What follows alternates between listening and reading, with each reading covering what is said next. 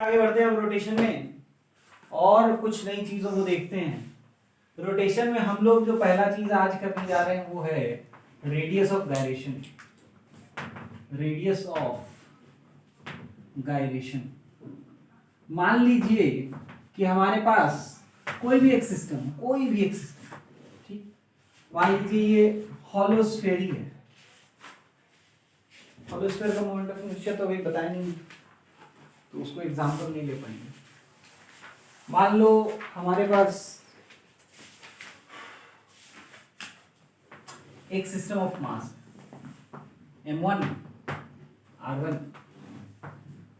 m2 r2, बस ये दो ले।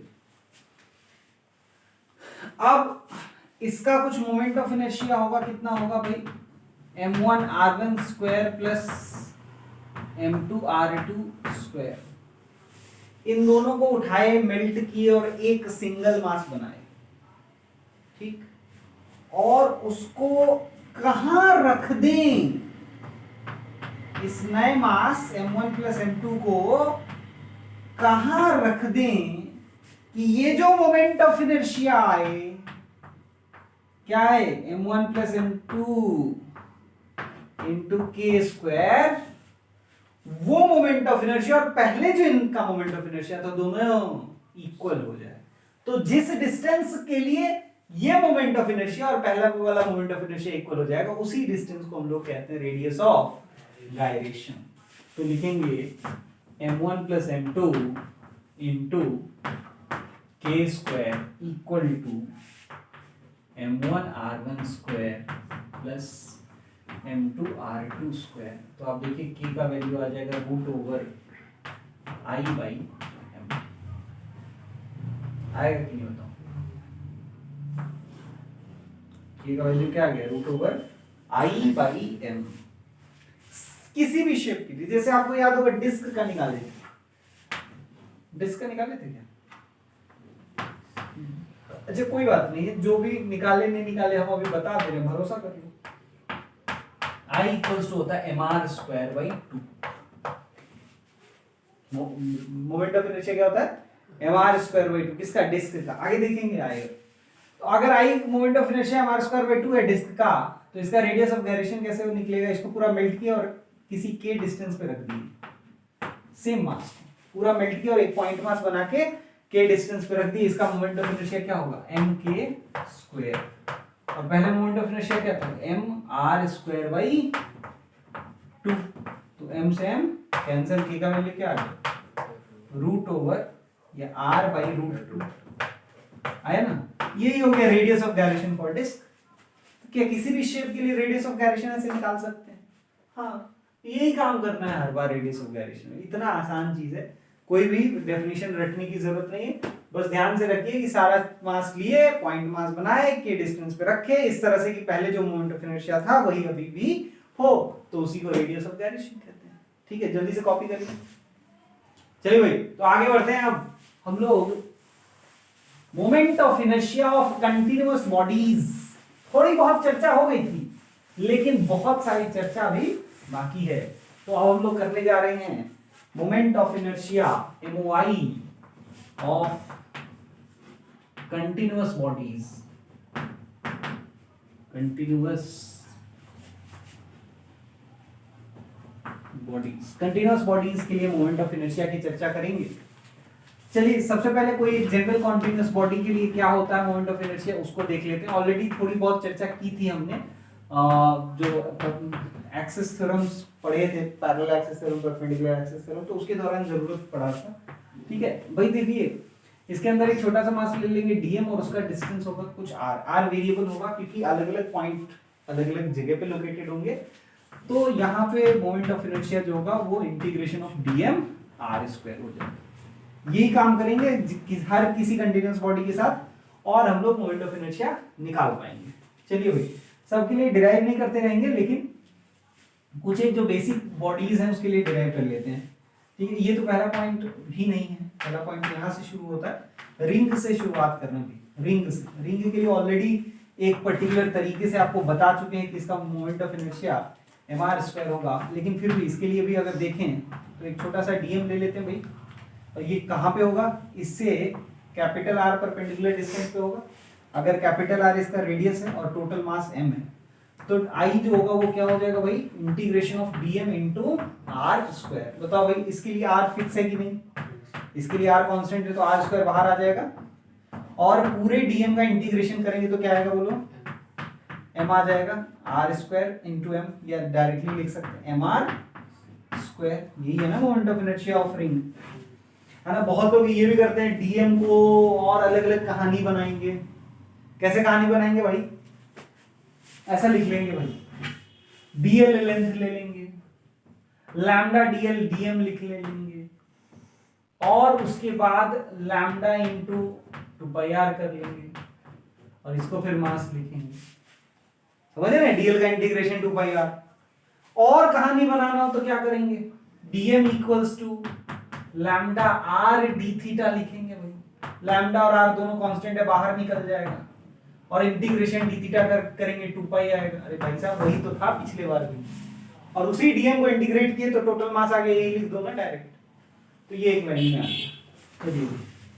तो ऐसा भी कर सकते हैं। अगर आपको लंबे क्वेश्चन में ये पूछ दिया गया डेरिवेशन के तौर पे स्कूल में, तो कैसे एलोंगेट करना है डेरिवेशन को, वो हम बता दिया।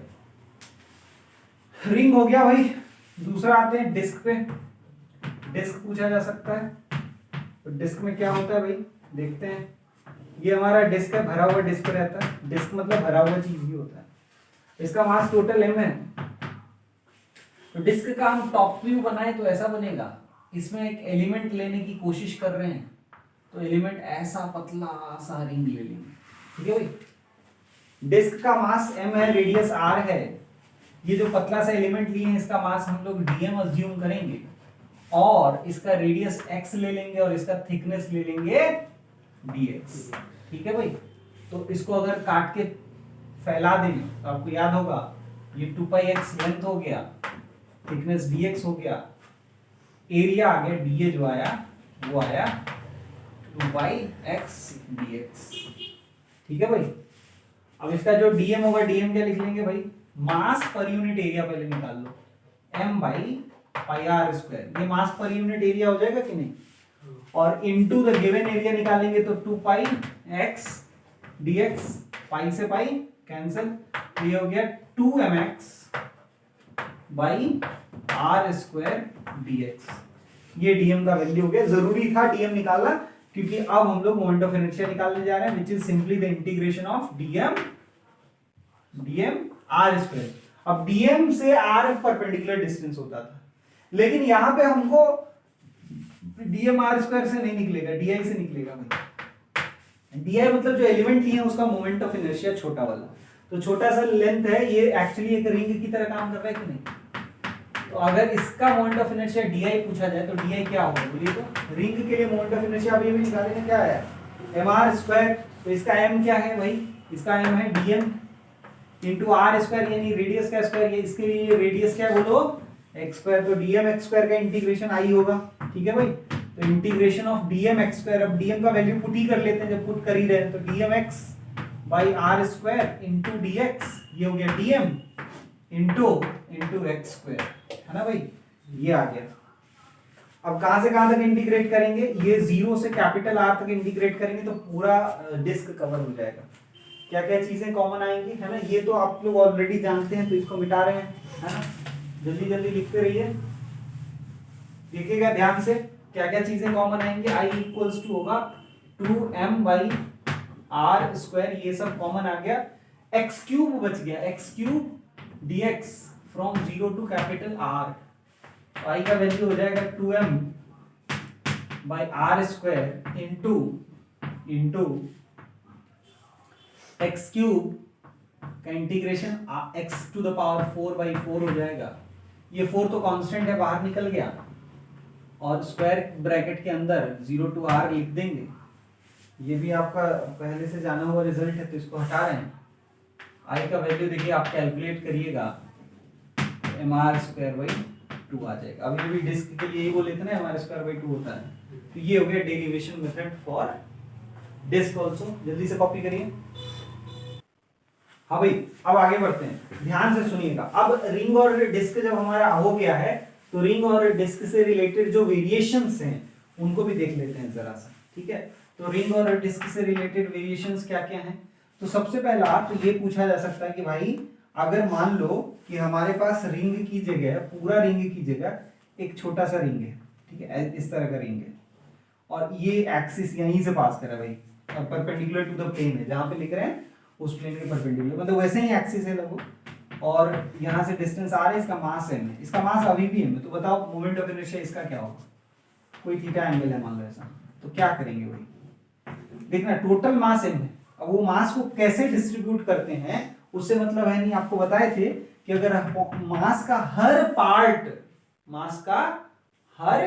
पार्ट अगर r दूरी पे ही है तो मास का कैसे डिस्ट्रीब्यूटेड है उससे मतलब नहीं है। मोमेंट ऑफ इनर्शिया क्या होगा बोलो? mr² ही होगा। बहुत ही इंपॉर्टेंट रिजल्ट है, ध्यान रखना है। चलिए भाई, एक बार ये क्वेश्चन जेई भी पूछ दिया था कि एक डिस्क है, ऐसा डिस्क है ना, लेकिन ये डिस्क जो है वो थीटा एंगल ही बना रहा है, थीटा एंगल ही बना रहा है, और एक्सिस यही है, एक्सिस समझ रहे हैं, ये सेंटर से पास कर रहा है और परपेंडिकुलर टू द प्लेन है। तो इसका मास अगर m है और रेडियस r है, तो बताओ इसका मोमेंट ऑफ इनर्शिया क्या होगा? तो इसका मोमेंट ऑफ इनर्शिया भी क्या होगा? mr²/2 ही होगा, ठीक है, डिस्क की तरह। इसका मोमेंट ऑफ इनर्शिया भी क्या होगा बोलो? mr²/2। क्यों होगा ऐसा? ध्यान से समझिएगा, क्योंकि अगर आप देखें डिस्क को, तो डिस्क में जैसे मास डिस्ट्रीब्यूटेड रहता है उसको अगर हम 4-5 हिस्सों में काट देते और काट के एक के ऊपर एक रख देते, तो ऊपर रख दो नीचे रख दो, उससे कोई फर्क पड़ता है क्या? टोटल मास अगर सेम है और डिस्ट्रीब्यूशन का नेचर सेम है तो मोमेंट ऑफ इनर्शिया सेम रहना चाहिए कि नहीं रहना चाहिए? इसलिए इसका भी मोमेंट ऑफ इनर्शिया mr²/2 ही रहेगा, ये ध्यान रखना है हम लोग को। इसके अलावा अब हम लोग और बाकी वेरिएशंस को कहां से देखने वाले हैं? Using parallel axis theorem and perpendicular axis theorem, ठीक है भाई। जैसे पहला जो हम लोग वेरिएशन देखेंगे, रिंग का डायमीटर के बोट, रिंग का किसके बोट बोलो? डायमीटर के बोट। रिंग का अभी तक जो देख रहे थे वो रिंग के सेंटर से पास करता हुआ तो था, लेकिन वो perpendicular to plane of ring था। अब जो है in the plane of ring lie कर रहा है एक्सिस, ठीक है, axis is lying in the plane of ring. तो अब इसके लिए मोमेंट ऑफ इनर्शिया कैसे निकालेंगे देखिएगा ध्यान से। इसके लिए हम लोग 3 एक्सिस ऐसे ले लेते हैं, 3 एक्सिस दिख रहा है आपको? 3 एक्सिस, तीनों जो है सेंटर से पास तो कर रहा है, लेकिन पास करना जरूरी था क्या? नहीं करना था। परपेंडिकुलर एक्सिस थ्योरम लगाने के लिए क्या तीनों एक्सिस को सेंटर ऑफ मास से पास होना जरूरी है? नहीं है ना। हालांकि यहाँ पे हमको जरूरत था तो पास करवा दिए, मना भी तो नहीं किया हुआ है कि सेंटर ऑफ मास से पास ही नहीं करना चाहिए, जरूरी नहीं है पास करें, लेकिन हमको जरूरत था तो हम पास करा दिए, ठीक है भाई। तो अब बताइए इन दोनों का, जो कि आई वाई है, ये आई एक्स है, इसका मोमेंट ऑफ इनर्शिया, इसके मोमेंट ऑफ इनर्शिया का सम होगा कि नहीं? भाई साहब ये परपेंडिकुलर एक्सिस थ्योरम के पूरे कंडीशन को सैटिस्फाई करता है। क्या ये रिंग प्लेनर ऑब्जेक्ट है? हाँ है। क्या दो perpendicular axis in the plane of ring lie कर रहे हैं? यस। क्या तीसरा परपेंडिकुलर एक्सिस जो है वो plane perpendicular to plane of ring है? यस। और तब जो दो प्लेन में लाई करने वाले एक्सिस हैं उनके अबाउट का मोमेंट ऑफ इनर्शिया का जो सम होगा वो तीसरे एक्सिस के इक्वल होगा कि नहीं होगा बोलो? तो बताओ इसके अबाउट मोमेंट ऑफ इनर्शिया आता है mr²। इसी का तो निकाले थे कि नहीं बोलो? अरे भाई mr² इसी का ना निकाले, इसी का डेराइव किए हैं। अब बताओ क्या आप ये कह सकते हैं कि इसका मोमेंट ऑफ इनर्शिया आई होगा तो इसका मोमेंट ऑफ इनर्शिया आई होगा? क्योंकि दोनों डायमीटर के अबाउट है, दोनों किसके अबाउट हैं? और दो डायमीटर आइडेंटिकल होते हैं, ठीक है भाई। इसीलिए हम लोग 2i इक्वल्स टू क्या लिख सकते हैं? mr², यानी डायमीटर के अबाउट मोमेंट ऑफ इनर्शिया क्या आ गया? mr²/2। घबराओगे तो नहीं कि सर ये डिस्क वाला कहां से आ गया? अरे दोनों अलग अलग है, उसमें कोई रिलेशन आपस में नहीं। चलो भाई समझ में आ गया। अब देखना इसी के बेसिस पे आप हमको बस ये बता दो, अगर ये डिस्क होता, अगर क्या होता, ये डिस्क होता, तो इसके about moment of inertia I, इसके about moment of inertia I, तो 2i इक्वल टू क्या लिखते बोलो? mr²/2 लिखते कि नहीं लिखते? क्योंकि इससे जो परपेंडिकुलर वाला एक्सिस होता है उसका moment of inertia he mr²/2 होता है। तो इसके लिए डायमीटर के अबाउट का मोमेंट ऑफ इनर्शिया क्या होगा? mr²/4 होगा कि नहीं होगा बोलो? आया समझ में? तो ये हो गया। उसके अलावा और बहुत सारा कुछ होगा, बहुत सारा, मतलब गच दिया है भाई साहब। इसके अबाउट मोमेंट ऑफ इनर्शिया पता है ना रिंग का? इसके अबाउट बता दो। डायमीटर से पास कर रहा है, इसके जस्ट पैरेलल है और टेंजेंट है, टेंजेंट बता सकते हैं भाई इसका क्या है, mr²/2 पैरेलल एक्सिस पर लगा दें। h किसके बराबर है, r के बराबर है। अरे भाई ये सेंटर ऑफ मास से पास कर रहा है तो I equals to I centre of mass plus mh² लिख सकते हैं। मतलब I इक्वल्स, इसके लिए मोमेंट ऑफ इनर्शिया I क्या लिख लेंगे बोलो, mr²/2 प्लस mr² होगा तो क्या आएगा बोलो, अरे 3/2 mr² क्या आएगा, अरे ऊपर लिख लेते हैं ज्यादा ही नीचे होगा। I इक्वल्स लिख लेंगे mr²/2 प्लस mr² तो क्या होगा 3/2 mr², है ना, सही है। तो बताओ डिस्क का सेम तरीके से डिस्क के लिए टेंजेंट से पास करता हुआ and parallel to the diameter क्या होगा भाई, इसका क्या होगा mr²/4, अब ये भी निकाल लेना, और इसका क्या होगा mr²/4 प्लस mr² क्या हो जाएगा भाई बोल दो, 5/4 mr²। देखो तो ये आ रहा है कि नहीं, हाँ भाई आ रहा है, जल्दी से कॉपी करिए इतना। हाँ भाई आगे बढ़ते हैं। नेक्स्ट जो है अभी वही हेडिंग चलेगा, वही moment of inertia of continuous body.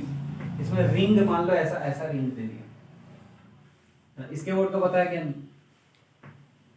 mr² तो इसी का होता है ना, तो इसका क्या होगा 2mr² होगा, पैरेलल एक्सिस से हम लगा देंगे। उसके अलावा डिस्क मान लो, ये क्या बोल mr²/2, तो ये कैसा होगा 3/2 mr², ये हो गया। ये लिखते जाओ, साथ साथ लिखते जाएंगे। चलिए आगे बढ़ रहे हैं। नेक्स्ट इस तरह से आप लोग ना रिंग विंग डिस्क इसका अलग अलग जगह पे पूछेगा, आप निकाल सकते हैं, खुद से निकाल सकते हैं, कोई इसमें बहुत बड़ा तो चीज नहीं है। रिंग डिस्क हो गया, आप आगे बढ़ते हैं, क्या बोलते हो आगे बढ़ा जाए। देखो भाई अब आगे जो है नेक्स्ट टॉपिक में लोग रॉड का देख लेते हैं, रॉड से रिलेटेड जो चीजें हैं वो देख लेते हैं, ठीक है। रॉड में कई जगह होते हैं, जैसे ये है एक ये। अच्छा आप एक बात बता रहे हैं, आप लोगों को डेरिवेशन नहीं करा रहे हैं, हम बस रिजल्ट्स बताते जा रहे हैं और उस पर क्वेश्चंस करा देंगे, ठीक है। डेरिवेशंस के लिए एक अलग वीडियो बना देंगे, उसमें रहेगा अलग से, ठीक है, देखिएगा। तो अगर हम लोग सेंटर ऑफ मास से रॉड पास करा रहे हैं तो उसका मोमेंट ऑफ इनर्शिया ml²/12 होगा। क्या होता है बोलो ml²/12। यहाँ पे l क्या है, ये लेंथ l है, ठीक है, और l जो है इसका मास है, ठीक है। अगर रॉड का ऐसा है, याद करो भाई साहब, याद करिए, रॉड का ऐसा है तो प्लेट का कैसा होगा, प्लेट ऐसा प्लेट है तो प्लेट का कैसा होगा, अरे सेम रहेगा ना भाई। अगर ये लेंथ l है और मास m है तो खाली हाइट देने से कोई मोमेंट ऑफ इनर्शिया में बदलाव आता है क्या, नहीं आता है। तो मोमेंट ऑफ इनर्शिया अभी भी क्या होगा ml²/12, ठीक है भाई। हाँ अब रॉड का नेक्स्ट देखते हैं। रॉड का अगर ऐसे देख लो, ऐसे ऐसे, अच्छा मान लो ऐसे इसके आउटपुट दे दो, अगर ये बी है तो ऐसे एक्सिस ले लो तो मोमेंट ऑफ इनर्शिया mv²/12। अरे वो बी लेंथ का रॉड के जैसा होगा ना, उसमें हाइट दे दी, ठीक है, तो mv²/12 होगा। रॉड का अगर एंड से पूछेगा, मास m है लेंथ l है, तो मोमेंट ऑफ इनर्शिया क्या होगा ml²/3 होगा, ठीक है। कैसे निकालेंगे, तो वही चीज, बिल्कुल वही काम। ये सेंटर ऑफ मास वाला को पता है ना, ml²/12, और ये h का वैल्यू क्या हो गया l/2, तो ml²/12 प्लस ml²/4 करेंगे। अच्छा कैपिटल L स्मॉल l लिख दें तो घबराना नहीं, एक ही चीज है, सब एक ही चल रहा है। ml²/4 आप इसको ऐड करिएगा तो ml²/3 आ जाएगा अपने आप। और अगर ऐसा है तो फिर डिस्क का ये रेक्टेंगल का क्या गलती है भाई? रेक्टेंगल भी अगर ऐसा होगा जिसका लेंथ L हो, मास M हो, तो मोमेंट ऑफ इनर्शिया क्या होगा? I equals to ml square by 3 होगा, है ना? जल्दी से कॉपी करिए। हाँ भाई आगे बढ़ते हैं। नेक्स्ट देखिएगा, उसमें रॉड को ऐसे ले रहे हैं, ऐसा इंक्लाइंड रॉड, और यहाँ से थीटा एंगल बना रहा है, मास m है, लेंथ L है, तो इसका मोमेंट ऑफ इनर्शिया आई आएगा 1/3 m L square sine square theta. अब देखिए इसमें ये इंटीग्रेशन से प्रूव किया जा सकता है ना, अभी नहीं कर रहे हैं। I equals to 1/3 m square m L square sine square theta. अब देखिएगा ध्यान से, इसमें अगर साइन थीटा का वैल्यू 90, थीटा का वैल्यू 90 पुट करते हैं तो साइन 90 हो जाएगा 1। तो क्या ये रॉड बिल्कुल वैसा हो जाएगा, और साइन 90 1 हो जाएगा, तो वो इक्वेशन भी वैसा ही हो जाएगा कि नहीं? 1/3 ml स्क्वायर हो जाएगा। हाँ तो बस ये ध्यान रखना। अच्छा उसके अलावा ऐसे मान लो रॉड ऐसे रखा हुआ है तो क्या होगा? एक्सिस है, रॉड ऐसे, बताओ मोमेंट ऑफ इनर्शिया। यहाँ से ये r डिस्टेंस पर क्या होगा? mr। अरे हर मास r डिस्टेंस पे चला गया कि नहीं, तो इसका moment of inertia mr square हो गया। ठीक है भाई, आगे बढ़ते हैं। अच्छा भाई एक चीज बताओ, अब अभी अभी हमने रिंग किया, तो रिंग का हॉलो स्फीयर के साथ कोई संबंध है क्या? हॉलो सिलेंडर के साथ, सॉरी, रिंग का हॉलो सिलेंडर के साथ कोई संबंध है? हाँ है।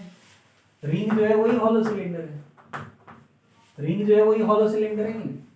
तो हॉलो सिलेंडर का मोमेंट ऑफ इनर्शिया बताओ, mr स्क्वायर है कि नहीं? हॉलो सिलेंडर का moment of inertia mr square. अच्छा हॉलो सिलेंडर के लिए यहां से निकाल पाओगे पैरेलल एक्सिस थ्योरम लगा लोगे कि नहीं? हाँ। अच्छा हॉलो सिलेंडर के लिए ये निकाल पाओगे क्या भाई? हॉलो सिलेंडर के लिए ये यहां से ऐसे इसके वोट मोमेंट, इसके लिए तो क्या हो गया 2mr स्क्वायर। ये तो अभी अभी रिंग के लिए निकाले ही थे टेंजेंट से, इसके लिए निकाल पाएंगे? इसके लिए जो निकालना है कैसे निकालोगे बोलो? रिंग के लिए डायमीटर के वोट कैसे निकाले थे? रिंग के लिए डायमीटर के वोट कैसे निकाले थे? परपेंडिकुलर एक्सिस थ्योरम लगाए थे। हाँ भाई यहाँ क्या लगाओगे? यहाँ वही लगाएंगे। अगर ऐसा सोच रहे हैं तो बिल्कुल गलत सोच रहे हैं। क्यों भाई साहब, ध्यान से सुनिएगा। आपको परपेंडिकुलर एक्सिस थ्योरम में बताया था कि it is only applicable for 2D objects, plane like objects. तो कौन के लिए? सिलेंडर के लिए, स्फीयर के लिए, इन सब के लिए नहीं एप्लीकेबल है भाई साहब।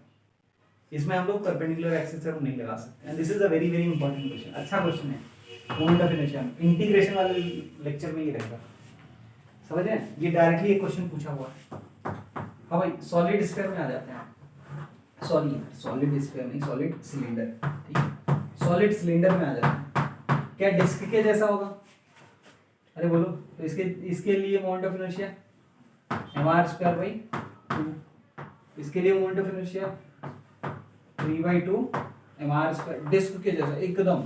लेकिन फिर ये वाला एक्सिस आएगा तो I का वैल्यू अननोन है, अभी हम लोग के लिए अननोन है। ये हम लोग इंटीग्रेशन से निकालते हैं, अभी नहीं निकालना है। ठीक है भाई, इतना क्लियर है सबको? जल्दी से कॉपी करिए। हाँ भाई आगे बढ़ते हैं हम। देखिए नेक्स्ट क्वेश्चन है ना, रॉड डिस्कस हो गया, हॉलो सिलेंडर, सॉलिड सिलेंडर सब डिस्कस हो गया। अब क्या बच गया? अब बच गया स्फीयर। ठीक है भाई, स्फीयर पे आ जाते हैं। स्फीयर वाला जो है वो भी अच्छा डेरिवेशंस होता है, लेकिन हम लोग डिराइव नहीं करेंगे। ठीक है, पहले हॉलो स्फीयर को देख लेते हैं। Hollow sphere, hollow sphere. अच्छा केवल स्फीयर लिखा रहे क्वेश्चन में तो क्या मानेंगे? सॉलिड स्फीयर मानेंगे। ठीक है, और केवल सिलेंडर लिखा रहे तो क्या मानेंगे? वो भी सॉलिड सिलेंडर मानेंगे। हॉलो स्फीयर जो होगा उसमें मोमेंट ऑफ इनर्शिया जो होगा वो होगा 2/3 mr स्क्वायर, 2/3 mr स्क्वायर। ठीक है भाई।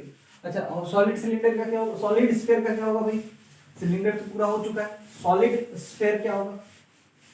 सॉलिड स्फीयर ध्यान से देखना, सॉलिड स्फीयर, ये जो सॉलिड स्फीयर है उसका मोमेंट ऑफ इनर्शिया I जो होगा वो 2/5 mr स्क्वायर होता है। ठीक है, तो बच्चे कंफ्यूज रहते हैं, अच्छा किसके अबाउट मोमेंट ऑफ इनर्शिया है ना, बता तो रहे हैं लेकिन किसके अबाउट, अरे वो अपना चिर परिचित वाला, ये वाला, ठीक है, जिसको हम लोग बहुत दिन से जानते हैं। और ये हॉलो है, इसमें हम सॉलिड बना देंगे, देखिए खाली है खाली, और सॉलिड यहाँ है, ये सॉलिड है, ये वाला, इसका मोमेंट ऑफ इनर्शिया है 2/3 mr²। अगर इस एक्सिस से पूछेगा तो पैरेलल एक्सिस से हम तो लगा ही सकते हैं ना इसमें, तो उस एक्सिस के अबाउट मोमेंट ऑफ इनर्शिया हो जाएगा I = 2/3 mr² प्लस mr², हो जाएगा, तो कितना हो जाएगा बोलो, 5/3 mr²। ठीक है, इसके लिए इसका बता दो, I = 2/5 mr² प्लस mr², यानी 7/5 mr², ये मोमेंट ऑफ इनर्शिया।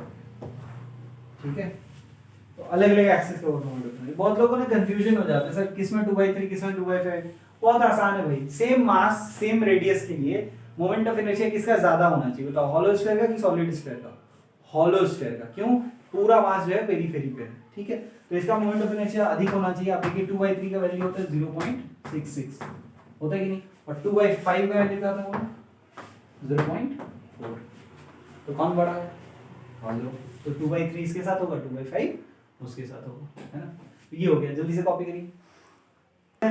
और नेक्स्ट शेप को देखते हैं, अब जो हम लोग शेप देखने जा रहे हैं वो है कोन, ठीक है, कोन, नेक्स्ट शेप है कोन। कोन के लिए क्या होगा, हॉलो कोन के देख लेते हैं। अगर आप हॉलो कोन को देखेंगे, हॉलो कोन को आप ऐसे पकड़िए और उसको ऊपर से दबा दीजिए तो वो डिस्क बन जाएगा कि नहीं, तो इसका मोमेंट ऑफ इनर्शिया डिस्क के बराबर ही होता है हॉलो कोन का, mr²/2, मतलब केवल रेडियस पे डिपेंड करता है, हाइट पे डिपेंड ही नहीं करता, हाइट कितना भी ज्यादा रखो कोई दिक्कत नहीं, mr²/2। आपको बताया भी थी कि हाइट से कोई अफेक्टेड नहीं होता, सिलेंडर हाइट से अफेक्टेड होते हैं नहीं, कौन ऐसे होगा बोलो, हाँ? उसी तरह से सॉलिड कोन का भी एक अलग वैल्यू होता है, सॉलिड कोन तो ऑब्वियसली दबाने से डिस्क नहीं बनेगा, इसका मोमेंट ऑफ इनर्शिया इंटीग्रेशन से निकालते हैं, वो आता है 3/10 mr²। ठीक है भाई, एक बार देख लेने दो, वैल्यू सही याद है ना, 3/10 mr², एकदम सही याद है ना। अच्छा, पैरेलल एक्सिस थ्योरम इसमें भी लगा के कई एक्सिस का निकाल सकते हैं कि नहीं निकाल सकते, ठीक है, तो कौन हो गया, कोई शेप तो बचा नहीं, हो गया, कोई बचा क्या भाई, सारे शेप्स हो गए। अब देखिए कुछ कुछ क्वेश्चंस आपको दे रहे हैं, जैसे मान लीजिए बोले ये रेक्टेंगल है, इसके ऐसे सेंटर से पास करता हुआ जो मोमेंट ऑफ इनर्शिया क्या होगा, ठीक है भाई, तो देखिए ये एक एक्सिस है, ये एक एक्सिस है, इसके अबाउट मोमेंट ऑफ इनर्शिया आपको बता चुके हैं, mv²/12 बता चुके हैं कि नहीं, इसके अबाउट ml²/12, जहां पे सिंबल्स हैव यूजुअल मीनिंग, मतलब l है ये b है, ये लेंथ l है ये b है, ठीक है, तो ये तो कोई दिक्कत नहीं है। तो बताइए इसके अबाउट मोमेंट ऑफ इनर्शिया क्या होगा, क्या ये परपेंडिकुलर एक्सिस थ्योरम के सारे कंडीशन को सेटिस्फाई कर रहा है कि नहीं कर रहा, दो इन द प्लेन, एक परपेंडिकुलर टू प्लेन, इन दोनों का सम क्या इसके बराबर, तो I हो जाएगा m/12 l² प्लस b², कोई दिक्कत। अच्छा भाई, तो ये बता दो, ये क्वेश्चन में इस क्वेश्चन का आंसर बता दो भाई, इसका होगा ये मोमेंट समझ रहे हो क्या है, ये एक्सिस, इसके अबाउट और इसके अबाउट का सम ये होगा कि नहीं, अरे भाई इस बार तो सेंटर ऑफ मास से पास नहीं कर रहा है, तब भी होगा क्या, हाँ, परपेंडिकुलर एक्सिस थ्योरम में तीनों का point of intersection centre of मास से पास होना जरूरी नहीं है, तो भाई इसका मोमेंट ऑफ इनर्शिया बता दो, इसका होगा ml²/3 होगा कि नहीं, इसका बता दो mv²/12, 3 नहीं है ना, 12, और यहां से ये पास कर रहा है, ये इसके परपेंडिकुलर है, तो इसका मोमेंट ऑफ इनर्शिया दोनों का सम m/3 कॉमन ले लो, l² प्लस b²/4। अच्छा, वहीं पे यहां से होता तो मतलब यहां से होता तो समझ, एक कॉर्नर से बस पास करना है, एक कॉर्नर से पास करना है। एक ये एक्सिस लेते हैं और दूसरा ये एक्सिस लेते हैं, तो इस एक्सिस से फिर क्या होता है, mv² होता कि नहीं होता? तो उस केस में इसका मोमेंट ऑफ इनर्शिया क्या आता, m/3 l² प्लस v²। आया समझ में? इतना लिख चुके हैं ये, इसको मिटा दें। चलिए इसको मिटा रहे हैं, नेक्स्ट क्वेश्चन पे आ रहे हैं। अब स्क्वायर ले रहे हैं, क्या ले रहे हैं बोलो, स्क्वायर। स्क्वायर प्लेट ले लिए, स्क्वायर प्लेट के लिए ऐसा, इसके लिए तो मोमेंट ऑफ इनर्शिया रेक्टेंगल जैसे से बन जाएगा, लेकिन इसमें एक इंटरेस्टिंग चीज है, इसलिए बात कर रहे हैं स्क्वायर प्लेट की। इसमें इसके और मोमेंट ऑफ इनर्शिया बता दो भाई, इसका और इसका मोमेंट ऑफ इनर्शिया तो पता है। अगर साइड लेंथ a है तो ma² by 12 होगा, इसका moment of inertia ma² by 12 होगा। तो बताओ इसका मोमेंट ऑफ इनर्शिया क्या होगा, दोनों का सम, तो डबल हो जाएगा क्या? तो क्या ma² by 6 लिख लें? आया समझ में? अच्छा वही क्वेश्चन पूछ दिया कि भाई साहब ये स्क्वायर है, स्क्वायर के डायगोनल से, डायगोनल ही बोलते हैं ना, डायगोनल से पास करता हुआ ये एक्सिस है, इसका मोमेंट ऑफ इनर्शिया क्या होगा बताओ? तो तभी अचानक याद है कि भाई दोनों डायगोनल तो आपस में परपेंडिकुलरली इंटरसेक्ट करते हैं और दोनों डायगोनल आइडेंटिकल भी हैं, तो दोनों के मोमेंट ऑफ इनर्शिया सेम होना चाहिए। और अब ये भी हमने निकाल दिया है कि अगर एक एक्सिस इससे पास कर रहा हो सेंटर से और परपेंडिकुलर हो तो उसका मोमेंट ऑफ इनर्शिया क्या होता है, ये अभी भी निकाल दिया कि नहीं निकाल दिया? तो बताओ भाई, क्या 2i = ma² by 6 लिख सकते हैं? तो यहाँ से i ये जो मैंने वो निकाल सकते हैं कि नहीं निकाल सकते? ma² by 12 आ गया कि नहीं आ गया? हाँ जल्दी से कॉपी करिए।